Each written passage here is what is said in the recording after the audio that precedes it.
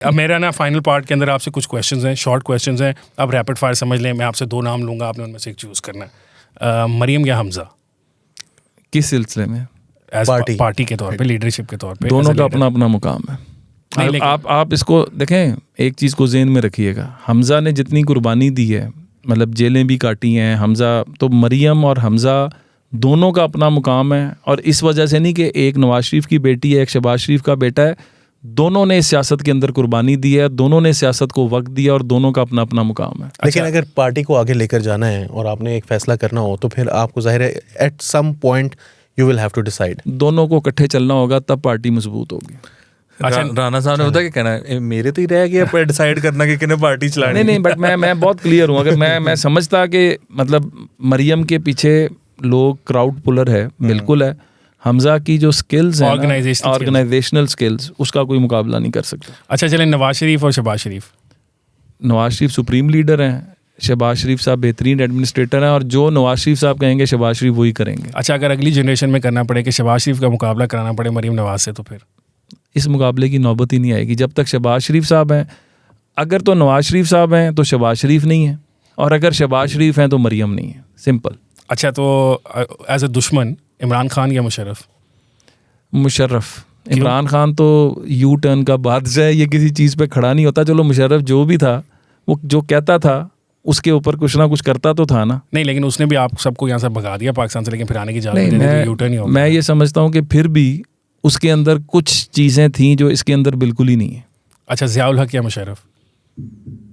पहली बात है कि ये मुवाजना ही नहीं होना चाहिए। जो डिक्टेटर है वो डिक्टेटर है, चाहे वो धुल के आ जाए।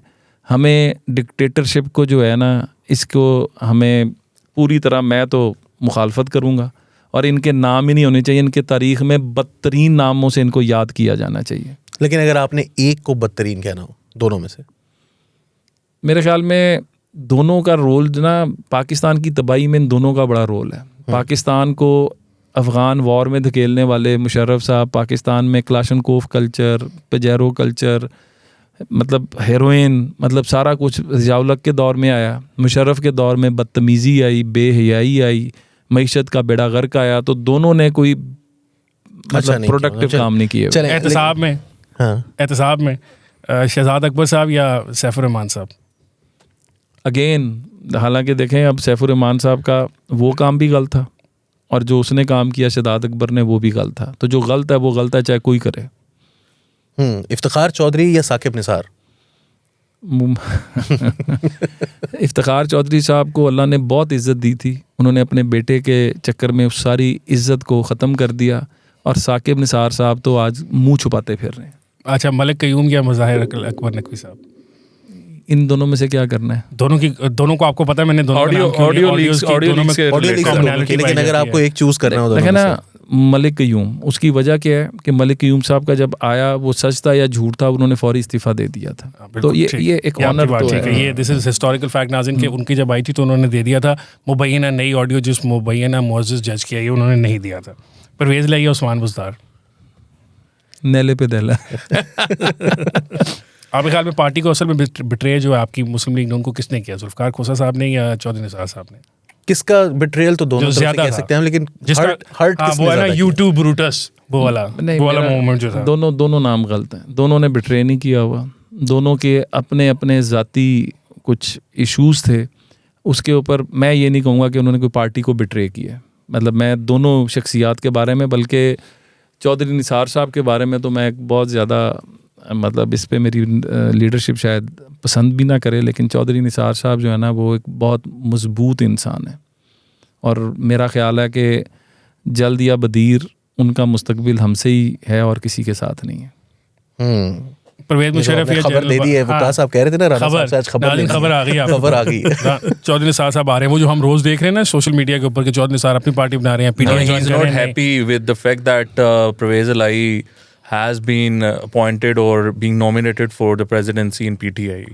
He's pissed at that. Chaudhary Nisar इस टाइम बहुत गुस्से में। हाँ, शाह महमूद भी जेल चले गए हैं जबरदस्ती। मैं नहीं मानता, मैं जेल जा रहा हूँ। वैसे ये निगरान गवर्नमेंट जो है ना, राणा साहब, आपको इनसे कुछ सीखना चाहिए। ये देखें इन्होंने क्या कमाल हरकतें की हैं कि वो CCPO की आस लगा के बैठे हुए थे और उनको ले गए बेचारों को अटक क्या मतलब आखिर ये गवर्नमेंट आई है, आप लोग तो नहीं, बहुत थोड़ी सी हल्का। मेरा ख्याल है उनको थोड़ी सी बैकिंग ज्यादा है, इनको नहीं थी। इनको नहीं है। इनको तो वो वजीर आला नहीं मानते थे। वो कहते थे, तो 20 दिन आप बगैर वजीर आला हुए हमें काम तो कर। मल्टी फॉर्म की गद्दी वाली बैकिंग नहीं थी।